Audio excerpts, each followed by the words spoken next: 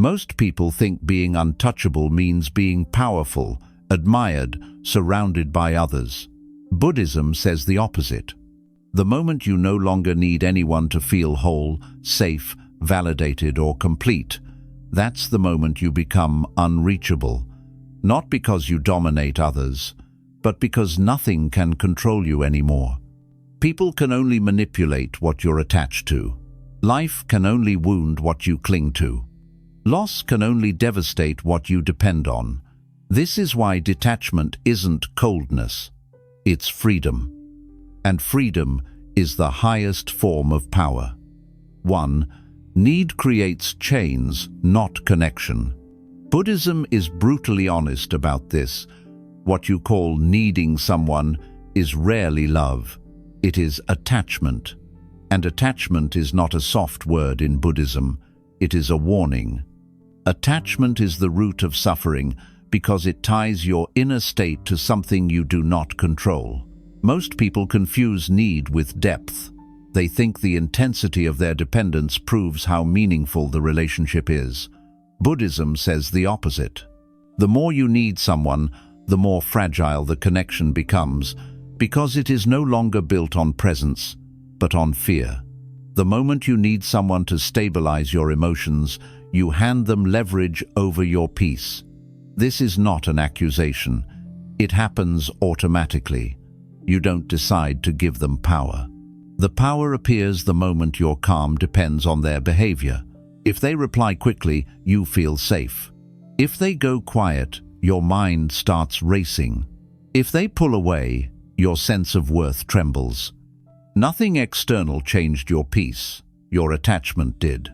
This is why Buddhism treats emotional dependence as a form of bondage. Not because caring is wrong, but because outsourcing your inner balance is dangerous. When your emotional center lives outside you, it can be shaken by the smallest shift. And this is how quiet fear enters relationships. People who need others are rarely relaxed. They monitor tone, they overthink pauses, they replay conversations, they suppress honesty to avoid abandonment. They tolerate disrespect to preserve connection. They call it love, but it is anxiety wearing a mask. Fear of being left becomes fear of being real. Fear of losing approval becomes fear of setting boundaries. Fear of loneliness becomes fear of silence. Buddhism sees this clearly. When you need someone, you stop meeting them as they are. You meet them as a resource, a source of reassurance, a regulator of your emotional state. And no relationship can remain clean under that pressure. True connection happens when two whole beings meet, not when two incomplete people cling to each other to escape loneliness. A whole person does not say, "I need you to be okay." They say, "I am okay, and I choose to share my life with you." That distinction changes everything. When need is removed, honesty becomes possible. You can speak without fear of losing. You can listen without desperation. You can allow space without panic. Presence becomes genuine, not transactional. Buddhism does not tell you to abandon people. It tells you to stop chaining your inner stability to them. This is where many people misunderstand detachment. They imagine coldness, distance, emotional withdrawal. That's not detachment, that's avoidance. Detachment is staying present without clinging, caring without gripping, loving without demanding. It means you enjoy someone's presence, but you do not collapse in their absence. This is why attachment creates suffering, even when nothing bad happens. Because attachment turns impermanence into a threat. People change, moods shift, attention fluctuates. When your peace depends on constancy, reality becomes a constant source of anxiety. Buddhism teaches impermanence not to make you pessimistic, but to make you free. When you accept that people are not anchors, you stop asking them to hold you steady in a moving world. And something subtle but powerful happens when need dissolves. Relationships become lighter. You stop watching for signs. You stop testing affection. You stop measuring effort. You meet people where they are, not where you want them to be. This doesn't make you distant. It makes you grounded. And here's the part most people don't expect. When you remove need, people often feel more drawn to you. Not because you are mysterious or withholding, but because your presence is no longer heavy. You are not asking them to carry your emotional weight. You are not unconsciously demanding reassurance. You are simply there. That kind of presence feels safe. And if someone does walk away, something radical happens. Nothing inside you collapses.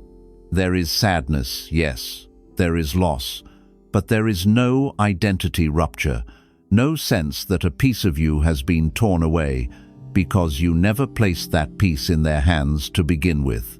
This is the first layer of being untouchable, not emotional numbness, not isolation, not superiority, but inner independence. When your peace comes from within, no one can threaten it by leaving. When your worth is not negotiated through attachment, no one can take it by withdrawing. You stop living on emotional credit. And that is not detachment from people. That is detachment from suffering. 2. Attachment gives others control over your mind. If someone can disturb your peace with a message or the absence of one, they already control part of your mind. Buddhism does not say this to shame you, it says it to wake you up. Most people believe they suffer because of what others do. Buddhism says that is only half the truth. The real cause of suffering is attachment to how things should be. You don't suffer because someone changes. You suffer because you were attached to them staying the same. This is a hard pill to swallow because it removes the luxury of blame. When you are attached, other people's actions become emotional triggers. Their tone determines your mood. Their availability determines your calm. Their approval determines your self-worth. That is not connection. That is psychological dependency. Attachment quietly turns relationships into control systems, not because the other person is trying to dominate you, but because your mind has made them central to your emotional stability. And anything central can be shaken. Think about how often your mind reacts automatically. A delayed reply creates anxiety. A short response creates doubt. A change in behavior creates stories. Your attention is no longer in the present moment, it's hijacked by interpretation. Buddhism calls this mental proliferation. The mind does not suffer quietly. It multiplies suffering through imagination, prediction, and fear. And all of it begins with attachment. When you expect someone to act a certain way, you have already surrendered your peace to conditions. You are no longer grounded in awareness. You are waiting for reality to cooperate. That is why attachment is described as bondage, because your inner state becomes conditional. If this happens, I'm okay. If it doesn't, I'm not. The untouchable mind does not operate this way. Buddhism trains the mind to observe instead of react, to notice emotion without obeying it, to see desire rise without chasing it, to watch disappointment appear without building a story around it. This is not suppression, it is clarity. When attachment loosens, something crucial changes. Other people stop having emotional veto power over you. Their moods are theirs. Their choices are theirs. Their distance is theirs. You stop interpreting everything as a personal signal. You stop assigning meaning where there is only impermanence. This is where most people resist. They say, but if I stop caring, won't I become cold? No. Caring is attention. Attachment is expectation. You can care deeply and still accept that nothing is guaranteed. You can be present without demanding permanence. You can love without insisting on control. Buddhism doesn't tell you to detach from people. It tells you to detach from the illusion that they owe you emotional consistency. That illusion is what keeps you mentally vulnerable. Attachment also distorts perception. When you need someone, you don't see them clearly. You see them through fear. You overvalue their approval and undervalue your own intuition. You excuse behavior you would never tolerate if your peace didn't depend on them. This is how attachment erodes self-respect. The untouchable person does not beg reality to align with their desires. They align themselves with reality. They understand that change is not betrayal, it is nature. And because they expect impermanence, they are not shocked by it. When expectations disappear, emotional manipulation loses its grip. Criticism no longer wounds deeply. Praise no longer intoxicates. Silence no longer threatens. You are not immune because you don't feel. You are immune because you don't cling. This is why Buddhism emphasizes non-attachment as liberation, not deprivation. When you stop needing outcomes, you regain control over your attention, and attention is power. Where your attention goes, your life follows. Most people's attention is held hostage by other people's behavior. They spend their days emotionally negotiating with circumstances. Buddhism cuts through this with ruthless simplicity. Let go and the mind settles. Not instantly, not magically, but gradually through awareness. Each time you notice yourself reacting, you have a choice. You can tighten the grip, or you can observe and release. Over time, this trains the nervous system to remain steady regardless of external fluctuation. This is what inner freedom looks like. And freedom is untouchable, because when no one controls your inner weather, no one can destabilize you. When your peace is not up for negotiation, no one can bargain with it. Attachment hands the keys of your mind to others. Non-attachment takes them back. That is the second layer of being untouchable. 3. When you stop seeking validation, you become invisible to manipulation. Most people believe they are independent thinkers. Buddhism quietly exposes the illusion. The mind that seeks validation is not free. It is constantly scanning the environment, adjusting itself to be accepted, approved of, or affirmed. And anything that seeks approval can be steered. Manipulation rarely looks like force.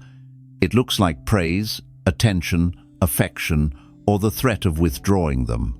When you depend on validation, you don't need to be controlled aggressively. You control yourself. Buddhism teaches that craving is not limited to material things. There is a craving for identity, for confirmation, for reassurance that you matter. The ego wants to be seen, valued, and affirmed. It does not want truth. It wants comfort. And this is where vulnerability begins. When you need validation, you unconsciously shape your behavior around what gets rewarded. You soften your honesty to keep approval. You silence discomfort to maintain harmony. You perform versions of yourself that are easier to accept. This happens slowly, almost invisibly. You don't wake up one day and decide to betray yourself. You make small adjustments. You compromise tone, then boundaries, then principles. Each step feels reasonable in isolation. Together, they erode integrity. Buddhism does not frame this as moral failure. It frames it as ignorance. The ignorance of mistaking external approval for inner worth. The problem with validation is not that it feels good. The problem is that it teaches your nervous system to look outward for stability. Once that pattern forms, you are no longer anchored in yourself. You are anchored in reactions. Praise lifts you. Criticism destabilizes you. Silence unsettles you. Your sense of self becomes reactive instead of rooted.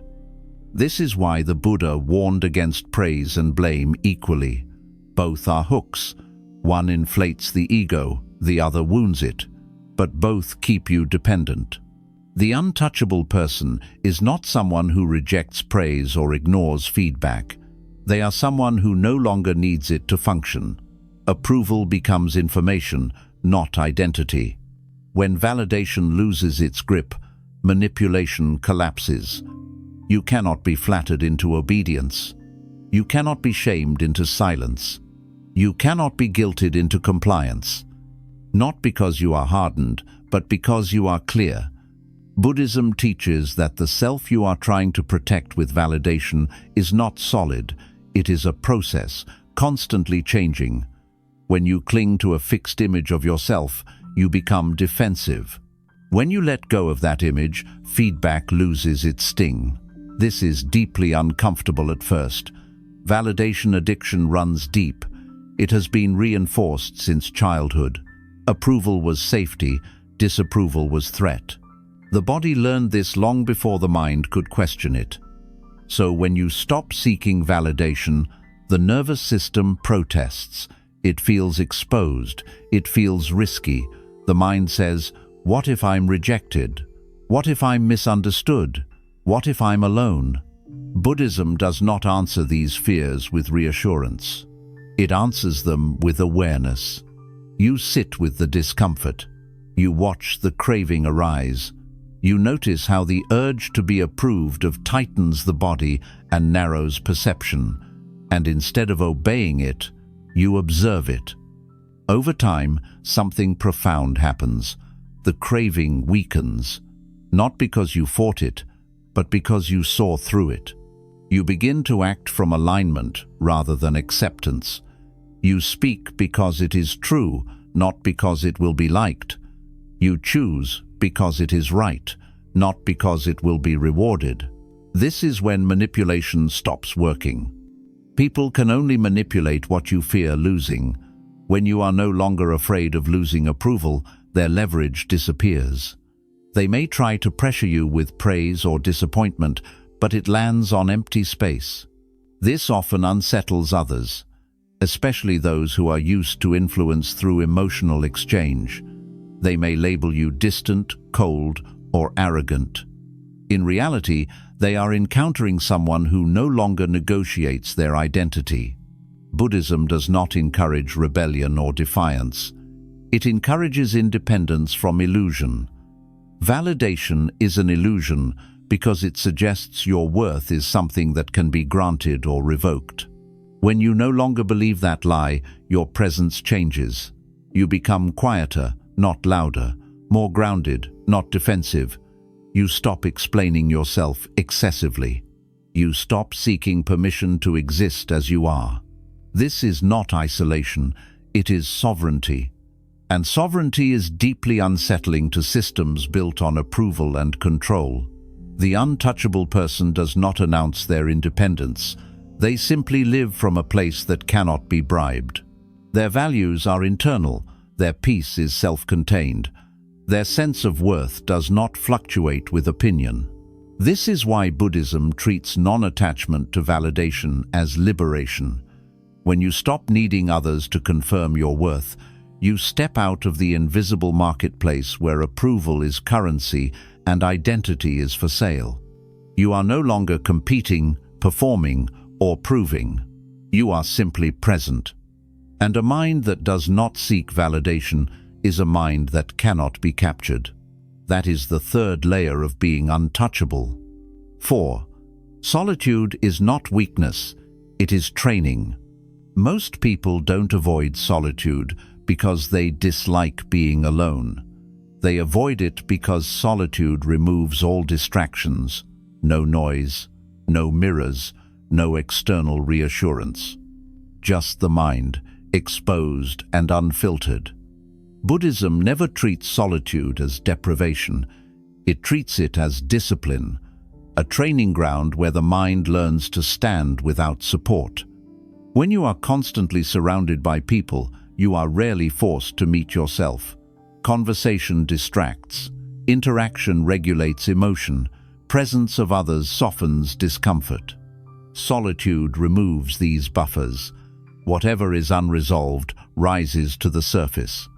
This is why solitude feels uncomfortable at first. The mind becomes louder, thoughts accelerate, emotions you've avoided demand attention, Many interpret this as something being wrong. Buddhism interprets it as clarity. Solitude does not create unrest, it reveals it. When you are alone, there is no one to stabilize your emotions for you, no one to validate your identity, no one to absorb your unease. You either learn to regulate yourself or you suffer. This is the training. Buddhism teaches that the mind must learn to rest in awareness rather than stimulation. In solitude, the mind is forced to observe its own patterns. Craving arises, resistance arises, boredom arises, fear arises, and for the first time, you see how much of your inner life depends on external input. Most people flee at this stage. They call solitude depressing. In reality, they are experiencing withdrawal from distraction. Just as the body reacts when deprived of a substance, the mind reacts when deprived of stimulation. Restlessness increases, anxiety spikes, the urge to reach outward intensifies. Buddhism does not tell you to escape this, it tells you to stay. Staying is the practice. When you stay with solitude long enough, something shifts. The mind stops searching for rescue. It stops waiting for interruption. Gradually, it begins to settle. This is where inner authority forms. You realize that you can experience discomfort without outsourcing relief. You can sit with emotion without numbing it. You can exist without being witnessed. And this realization is destabilizing to old dependencies.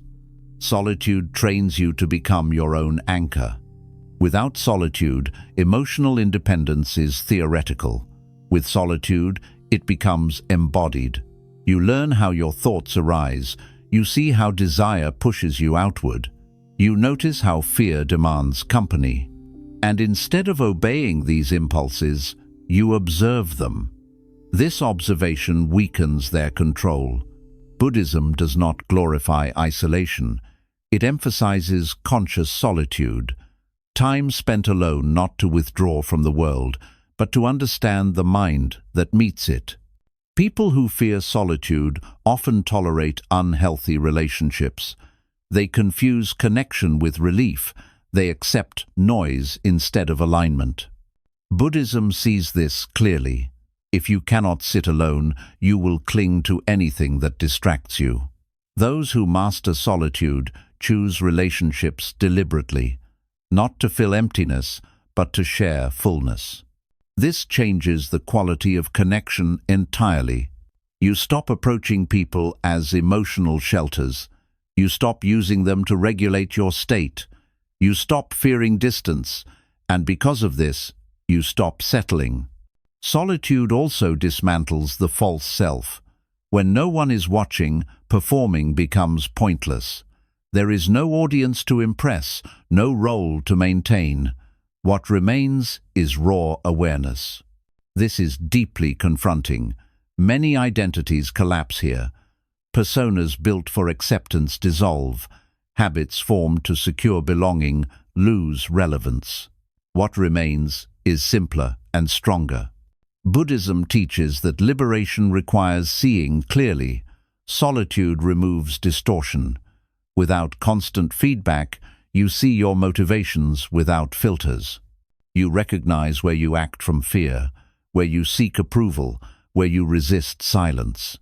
And once seen, these patterns lose authority. The untouchable person is not someone who avoids people. It is someone who does not fear being without them. Solitude is what makes this possible. When you are comfortable alone, you are no longer hostage to company. You no longer negotiate your values to avoid emptiness. You no longer confuse presence with connection. You become selective, grounded, unrushed. This often unsettles others. People accustomed to constant interaction may interpret your comfort with solitude as distance or superiority.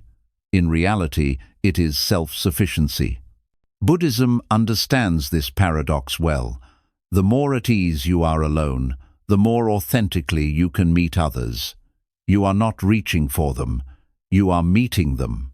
Solitude trains the nervous system to remain stable without external reinforcement. This stability is the foundation of detachment. Not detachment from life, but detachment from dependency. And this is why solitude is not weakness, it is preparation. Those who avoid it remain dependent. Those who endure it become grounded. Those who master it become untouchable. That is the fourth layer of being untouchable. 5. Dependence makes loss devastating. Loss does not destroy you by itself. What destroys you is what the loss was holding for you.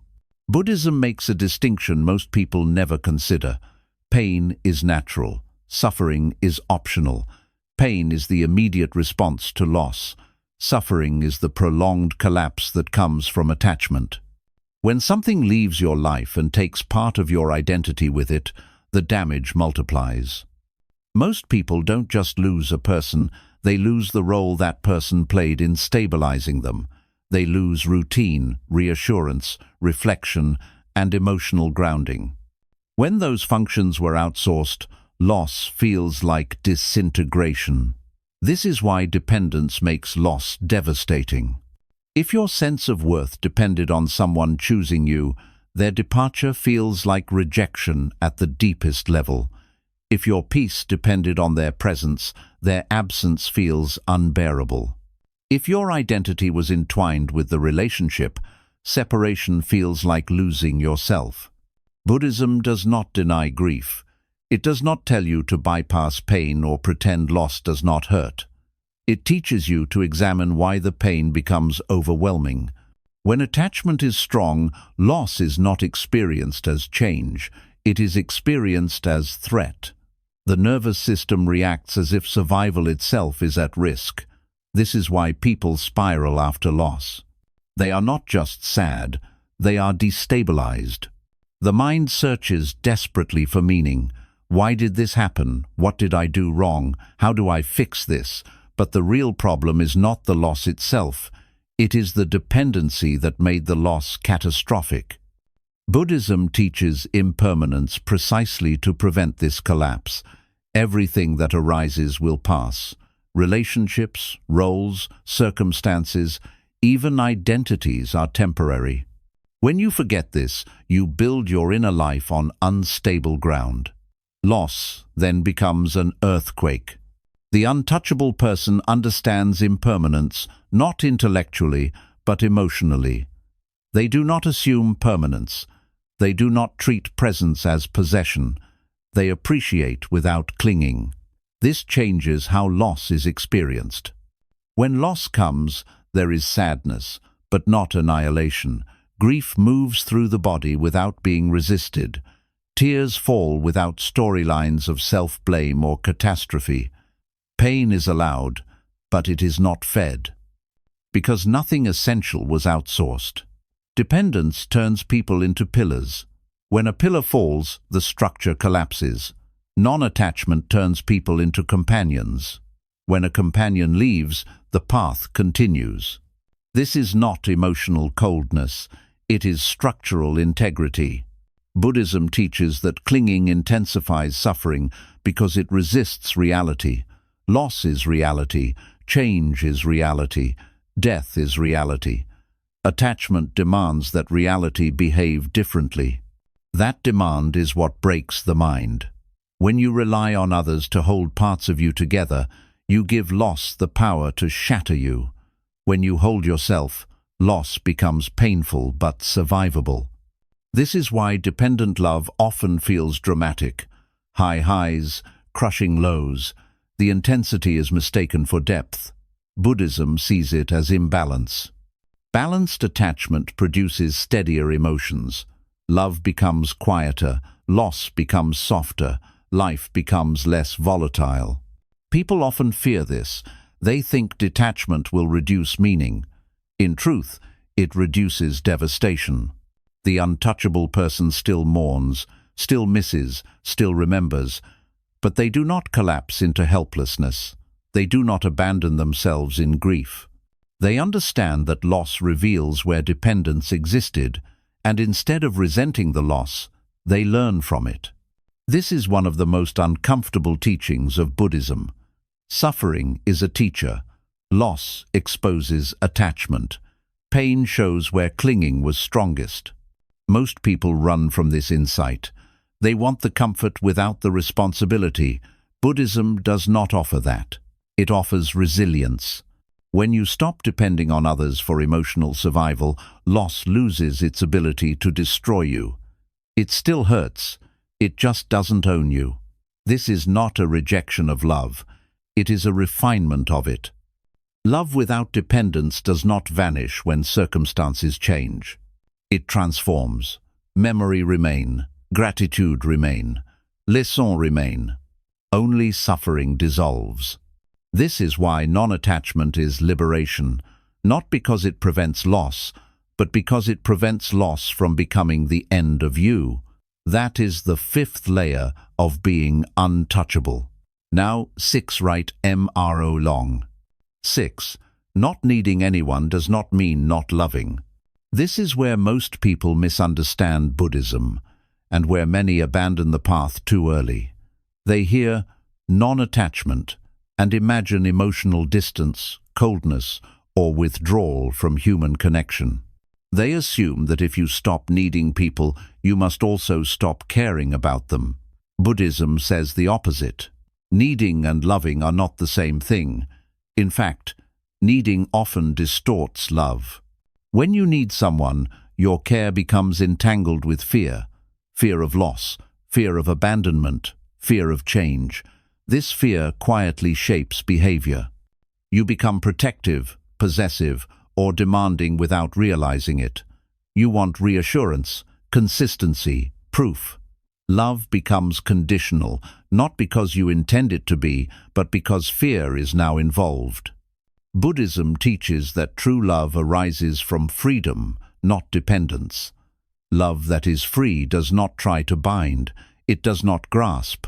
It does not demand permanence from what is inherently impermanent. This is deeply counterintuitive to most people. They have been taught that intensity equals love, that missing someone painfully proves depth, that fear of losing someone means they matter. Buddhism calls this confusion. Pain is not proof of love. Attachment is. When you do not need someone, you stop using them to regulate your inner state. You stop expecting them to fill emptiness, soothe insecurity, or complete your sense of self. This removes an invisible burden from the relationship. You are no longer asking, even unconsciously, "Please don't leave, because I won't be okay if you do." Instead, your presence says, "I choose you, but I am whole without you." That choice transforms love. Love without need is lighter. It breathes, it allows space. There is no panic in distance, no desperation in silence, no resentment when expectations are not met. You can care deeply while allowing the other person to be exactly who they are. This is why Buddhism emphasizes compassion alongside non-attachment. Compassion is care without ownership. It is concern without control. You wish well, you act kindly, you remain present, but you do not cling. Clinging is what poisons love. When attachment is strong, love becomes fragile. A small change feels like betrayal. A moment of distance feels like rejection. A shift in attention feels like loss. The relationship becomes emotionally volatile. Non-attachment stabilizes love by removing fear from its foundation. The untouchable person still forms bonds. They still experience affection, intimacy, and connection. What changes is the source of stability.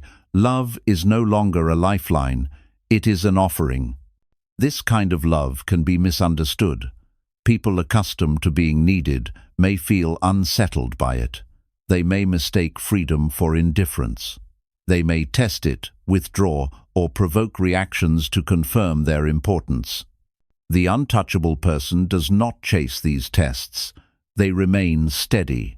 This steadiness is not apathy. It is trust in impermanence.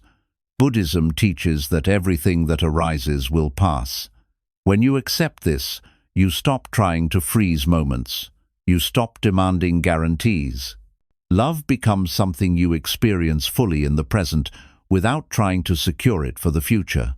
This does not make love shallow, it makes it honest. You enjoy presence without pretending it is permanent. You care without insisting it last forever. You commit without denying reality.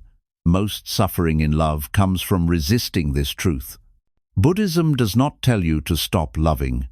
It tells you to stop clinging to love as an anchor for your identity. When you do this, love no longer threatens you, loss no longer annihilates you, change no longer terrifies you.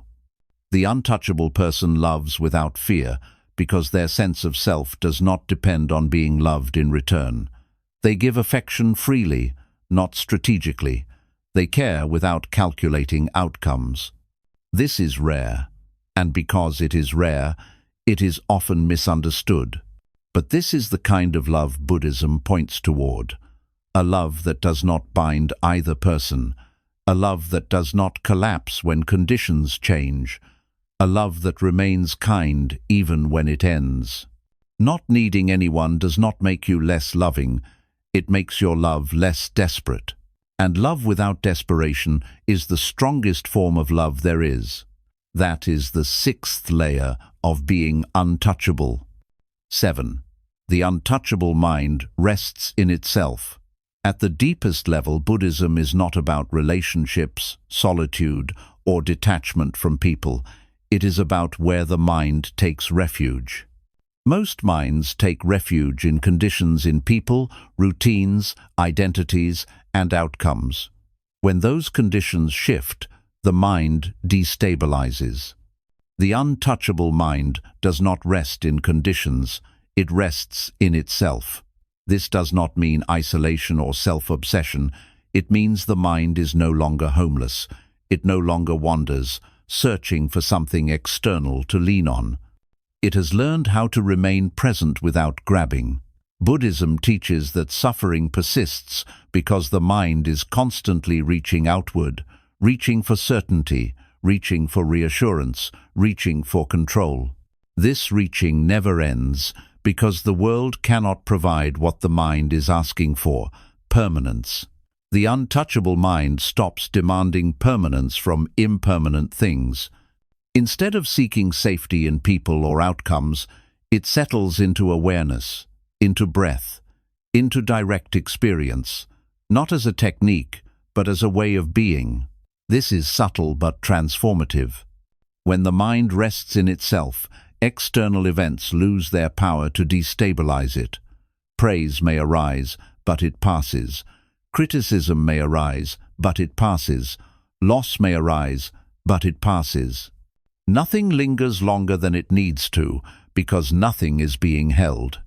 Most people don't realize how much effort they spend maintaining emotional balance through external means. Conversation, validation, distraction, planning, worrying. These are all attempts to regulate the mind indirectly. Buddhism offers a different approach, direct regulation through awareness. When you learn to sit with your own mind without escaping, you discover something unsettling and liberating at the same time. Thoughts are not commands. Emotions are not permanent. Sensations arise and dissolve on their own. You stop identifying with every mental movement. You stop treating every feeling as a signal that requires action. This creates inner stability. The untouchable mind does not react immediately. It pauses, it observes. It allows experience to unfold without interference. This space between stimulus and response is where freedom lives. Most people live without this space. They are constantly reacting, constantly adjusting, constantly negotiating their inner state with the world. Buddhism trains you to reclaim that space. Resting in itself does not mean the mind is blank or passive. It means it is grounded. It is no longer swinging wildly between craving and aversion. It is no longer chasing pleasure or fleeing discomfort. It remains steady in the middle. This steadiness is not indifference. It is clarity. From this place, decisions are made cleanly. Actions are taken without panic. Relationships are engaged without fear. Loss is met without collapse. This is why the untouchable mind is powerful, not because it controls others, but because it is not controlled by circumstances. People often misinterpret this as emotional distance. In reality, it is emotional maturity. The mind that rests in itself can feel deeply without drowning. It can care without clinging. It can engage without losing itself. Buddhism describes this as liberation, not because life becomes painless, but because pain no longer turns into suffering. The mind that rests in itself does not outsource peace. It does not wait for reassurance. It does not bargain with reality. It meets each moment as it is, without demand. This does not happen overnight. It is trained through awareness, through patience, through repeated letting go. Each time you choose not to cling, the mind becomes a little more settled. Each time you observe without reacting, stability deepens. Over time, this becomes natural, and when it does, something remarkable becomes true. Nothing can take your peace, because nothing is holding it for you. The world may change, people may leave, circumstances may collapse, but the mind remains anchored. This is what Buddhism points toward when it speaks of freedom, not escape from life. Freedom within it. And this is why not needing anyone makes you untouchable. Most people spend their entire lives trying to secure themselves through others, through approval, through attachment, through being needed and being chosen. Buddhism says this is the most fragile way to live, because anything built on conditions will eventually collapse. When you stop needing anyone, you are not rejecting the world. You are removing the illusion that the world is responsible for your inner stability. This is what makes you untouchable, not arrogance, not isolation, not emotional withdrawal, but inner independence. You still love, you still care, you still connect, but you no longer cling, you no longer beg reality to stay the same. You no longer hand your peace to circumstances you cannot control. Some people will misunderstand this. Some will feel threatened by it. Some will leave when they realize they can no longer control you through guilt, approval, or withdrawal. Let them. What they are reacting to is not coldness, it is freedom. Buddhism never promised comfort. It promised liberation from unnecessary suffering, and the price of that liberation is letting go of the need to be held up by others. When your mind rests in itself, nothing can destabilize you for long. Loss becomes bearable, love becomes clean, solitude becomes strength, presence becomes enough. You are no longer surviving through attachment. You are living through awareness. And that is the art of not needing anyone.